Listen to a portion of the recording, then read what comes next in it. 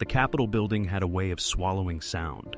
Its marble walls carried every shuffle of a shoe, every cough that someone tried to hide, every whisper that slipped out before the speaker could think better of it. That morning, the hearing room felt even heavier, as if the weight of the place pressed down on everyone inside. The air was still charged. Waiting, a row of reporters lined the back wall, their pens and recorders ready.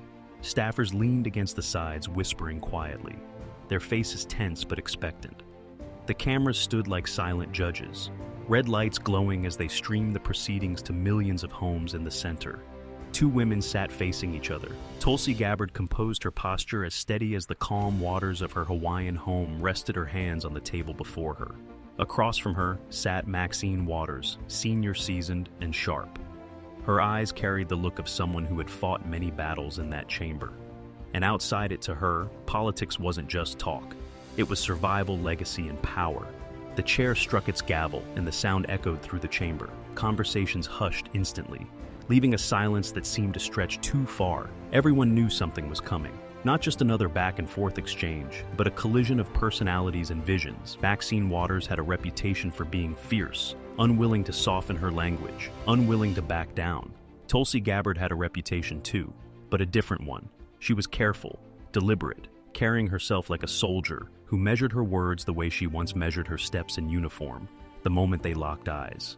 The tension in the room shifted. It wasn't loud, not yet, but it was there, unspoken, like the first low roll of thunder before a storm. The audience, the press, even the staffers could sense it. They leaned in, notebooks and cameras ready, knowing that whatever unfolded would not be ordinary. As Waters adjusted the microphone in front of her, her bracelets clinking softly against the desk. She leaned forward. There was something in her gaze, sharp but calculated. Tulsi sat still, her expression unreadable, but there was a flicker of anticipation in her eyes, as if she already knew what was coming. She had been here before, not in this exact exchange, but in moments like it, where words would cut deep, where poise would be tested, and where the whole country would be watching. The first words had not yet been spoken, but already the hearing felt more like a stage than a chamber. More than policy was at stake. Pride, principle, and perception. The intangible things that often carried more weight than facts alone hung thick in the air. Some of the younger aides in the back clutched their phones a little tighter, ready to capture the moment. Reporters scribbled notes before anyone said a word, as if trying to set the scene for their readers, who would soon wake up to headlines shaped by what happened here. Outside, the city moved as it always did, cars weaving through the streets, people rushing to work, the world unaware of the spark about to light inside this chamber. Inside, though the stage was set, two women, two visions, two very different legacies, one trying to assert her dominance, the other prepared to defend, not only herself but a deeper principle. It is in these quiet beginnings before the storm breaks that history often breathes in. Everyone present could feel it. The Capitol had held thousands of moments before this one, but the room seemed to understand. This was not just another exchange. Something about today was different. Maxine Waters was no stranger to confrontation for decades. She had built a career on being bold, sometimes brash, and almost always unapologetic to her supporters. She was fearless, a voice who never shied away from calling out what she saw as injustice to her critics. She was combative, times more focused on the battle than the bridge. But no matter the perspective she commanded, attention Waters understood the mechanics of political theater, how words on the floor could ripple out into sound bites on the evening news. She knew the weight of a well-timed remark, and she also knew the value of spectacle in her mind. This hearing wasn't just about facts or policy. It was about dominance. Tulsi Gabbard, on the other hand, carried a different aura, a combat veteran who had served in Iraq. Tulsi brought a soldier's steadiness into politics. Her presence was quiet but deliberate. She wasn't the type to raise her voice first. But when she did, people listened. For Tulsi, politics was less about scoring quick points and more about representing something larger, service duty and integrity. While many in Washington measured success by airtime, Tulsi often measured it by whether her words reflected her values to some. She was an outsider, unwilling to bend too easily to party lines. To others, she was refreshing, a politician who still seemed to believe in principles over theatrics on this particular day. Those two worlds, the fire of Waters and the calm steel of Gabbard, were set to collide. Each represented something bigger than themselves. Waters embodied the old guard of Washington, Where experience and seniority often carried the day, Tulsi represented a new wave. Younger, unconventional, sometimes unpredictable in her, many saw the restlessness of a generation, tired of politics as usual. And in Waters, many saw the weight of history, of battles fought and won, of scars carried into every debate. The stakes, though, went beyond personal legacies. At the core of this exchange was something deeper. The struggle between two different visions of leadership. Waters believed in strength through command to take control of the room and never let go. Tulsi believed in strength through composure, that true power was in standing firm without being pulled into chaos. Both styles had their merits and both had their flaws. But when placed against each other, the contrast became sharp, almost cinematic. As the hearing began, people in the room noticed the difference immediately. Waters leaned forward, often speaking with her hands, her voice cutting through the room with clarity. Tulsi, by contrast, leaned back, speaking when needed, her tone measured, as though each word was chosen with care. Some might have mistaken her calm for passivity, but those who knew her well understood that silence for Tulsi was not surrender. It was calculation for the reporters in the back. This was gold. They scribbled notes furiously, aware that the personalities themselves were the story as much as the content of the hearing. A clash of styles. One journalist whispered to another, and it was true in a city where so much felt scripted. This felt raw, unpredictable. Waters, in her way, thrived on confrontation. It energized her. She saw Tulsi's quietness as something to be disrupted, even exposed to her. A politician who did not fight loudly was one who wasn't fighting hard enough. Tulsi, however, saw it differently for her. Restraint was not weakness, but discipline. She had lived in environments where rash decisions could cost lives. That experience shaped her politics, giving her a patience that some mistook for detachment, but which in reality was rooted in survival. What both women shared, though, was conviction. Neither was willing to bend simply because the other commanded the room. Both had built their careers on standing apart, on refusing to yield, when others might have found it easier to stay quiet. And that conviction was what made this moment so electric. It wasn't just that they were different. It was that they were both unshakably firm in who they were to the public watching at home. The stakes might not have been obvious at first, but slowly, as the words began to flow, it became clear that this wasn't just another committee hearing. This was about what kind of politics America wanted to see more of.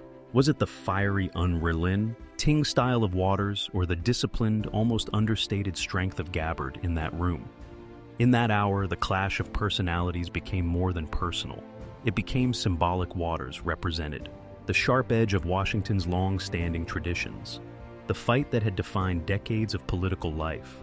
Gabbard represented a challenge to that tradition, a reminder that politics could look different, feel different, and be different. And so, as the exchange prepared to unfold, everyone watching, whether in the room or at home, understood instinctively that they weren't just about to witness a disagreement, they were about to witness a test of patience against passion, discipline against dominance, calm against fire, a test that would leave one side grasping for control and the other revealing a strength that many had underestimated. The first clash didn't come as a surprise. In fact, it seemed inevitable from the moment the agenda turned toward military spending and America's role overseas. The atmosphere in the room shifted. Waters leaned forward, her voice cutting through the microphone. She raised questions not just about numbers and budgets, but about motives she wanted to paint.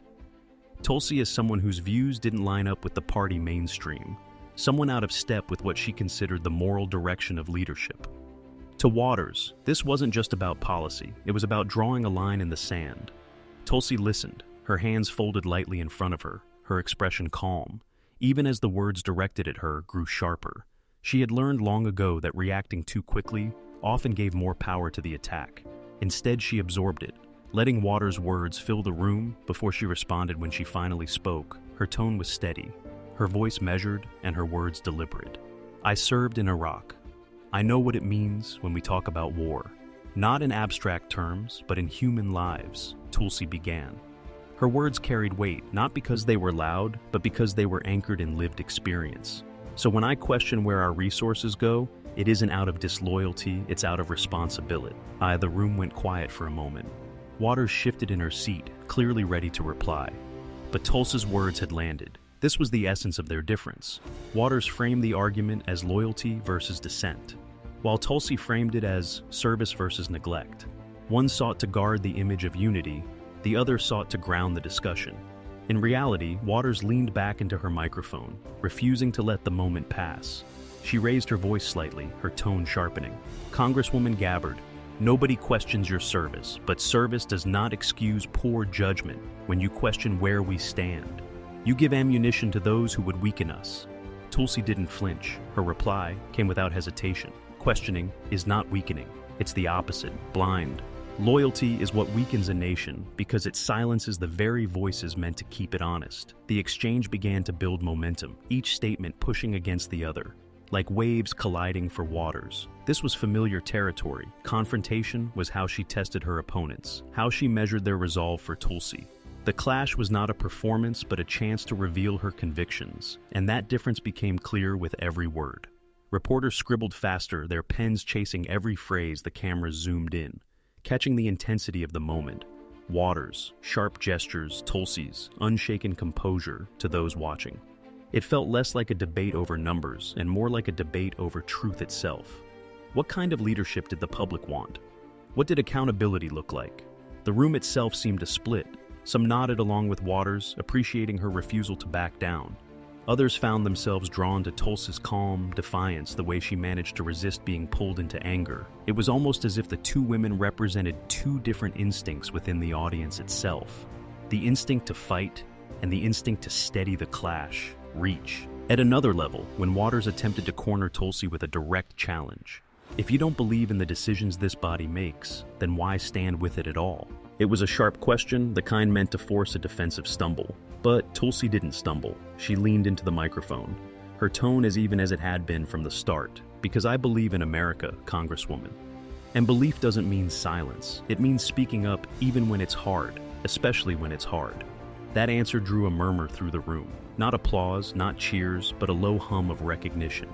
It was the kind of answer that didn't try to outshout, but instead invited reflection. Waters tightened her jaw.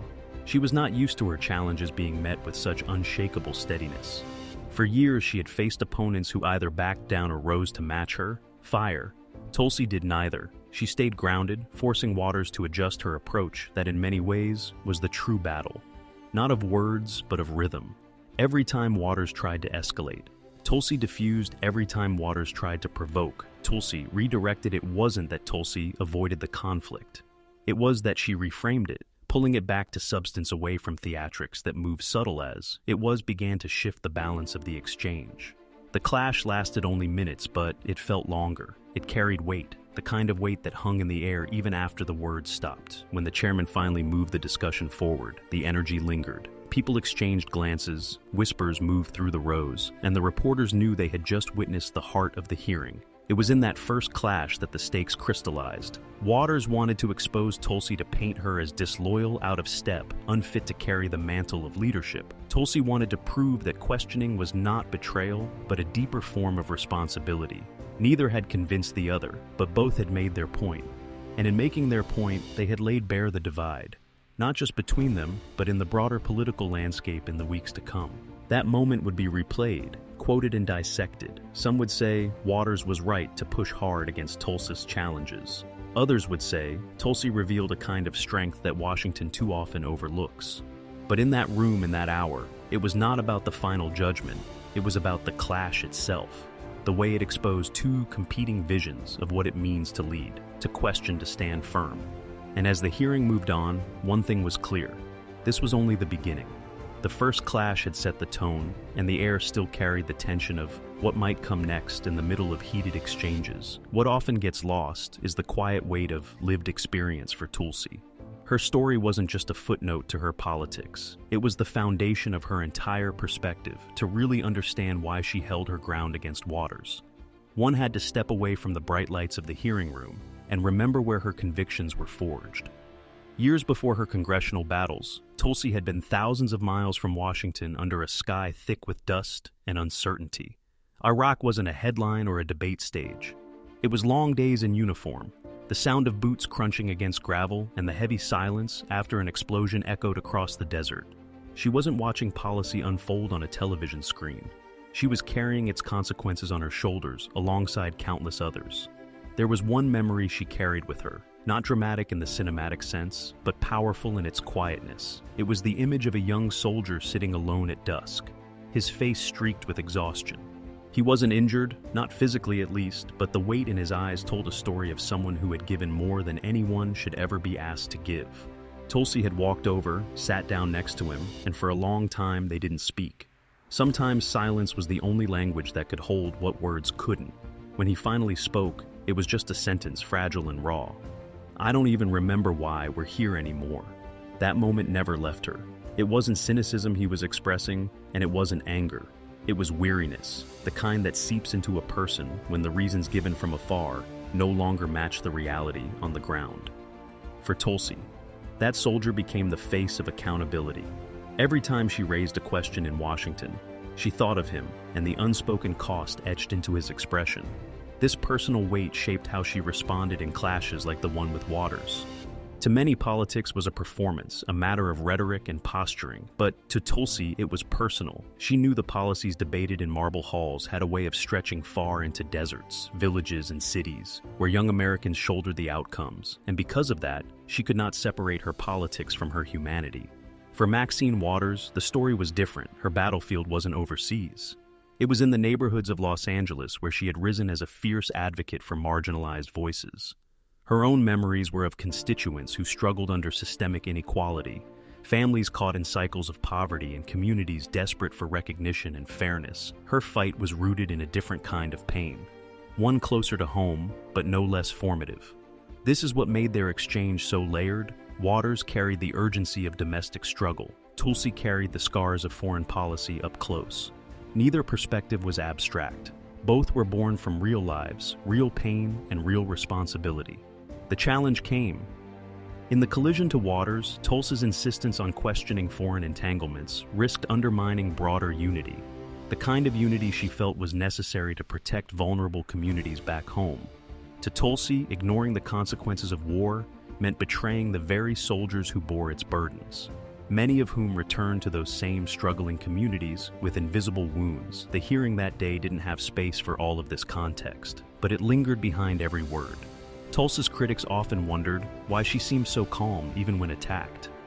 But the truth was, she had already stood in places where anger was useless. She had already faced nights when the stakes were life or death, and she had learned that steady resolve could carry more strength than fury ever could, one staffer later recalled. Watching her during those hearings and noticing something subtle. When Waters grew sharp, Tulsi would sometimes glance down, almost as if grounding herself. The staffer realized later it wasn't retreat, it was memory. She was grounding herself in that soldier's face, in the weight of silence they shared years before. It was her anchor, a reminder of why she refused to back away from questions others preferred to leave. Unasked, this human layer is what audiences often connected with. Even when they disagreed with her politics, they saw someone who had been shaped by more than talking points. They saw someone who had lived with the consequences of decisions made far above her rank and pay grade. And that authenticity, whether people liked it or not, gave her words a different kind of gravity. The irony, of course, is that both women were fighting for accountability, just in different ways. Waters demanded accountability for domestic systems that had failed too many for too long. Tulsi demanded accountability for foreign policies that too often left soldiers and civilians carrying unbearable costs. They weren't speaking different languages, but they were carrying different wounds. When you view their clash through that lens, it becomes harder to cast either as villain or hero. Instead, what emerges is a portrait of two leaders, each shaped by pain, each unwilling to back down, each convinced that silence would be the greater betrayal. That's what made the moment so compelling. It wasn't just politics. It was personal history colliding in real time. And if you strip away the titles and microphones, what you're left with is something raw and very human. Two women both hardened by their own battles, both standing their ground, not out of vanity, but out of conviction, that what they had seen, what they had lived, demanded to be spoken aloud. It was that collision of stories that left the audience so divided and yet so captivated, because in Tulsi's quiet, steady voice, people could hear echoes of soldiers who still wondered why, and in Waters' fierce demands, they could hear echoes of families still asking when justice would come. The story of that day was not just a clash of politics. It was the meeting of two live truths, and that more than any soundbite is why the moment refused to fade as the exchange built toward its peak. The atmosphere in the room shifted. What had started as sharp but predictable sparring began to feel like something heavier, something that carried weight beyond political theater. The questions Tulsi raised weren't just challenges to policy. They were reminders that behind every statistic was a human life. And for the first time that day, Maxine Waters hesitated. It wasn't long, just a flicker, but it was enough to show that Tulsi's words had landed. Tulsi leaned forward, her voice calm but firmer now. And she asked the kind of question that can't easily be brushed aside. If we don't ask why we are sending our young men and women into harm's way, then who will answer to them when they come home? Broken or when they don't come home at all? The room went still. This wasn't rhetoric.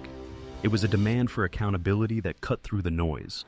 Tulsi's tone wasn't confrontational, but it was unyielding. The question hung there, not just for Waters, but for everyone in the chamber and for anyone listening.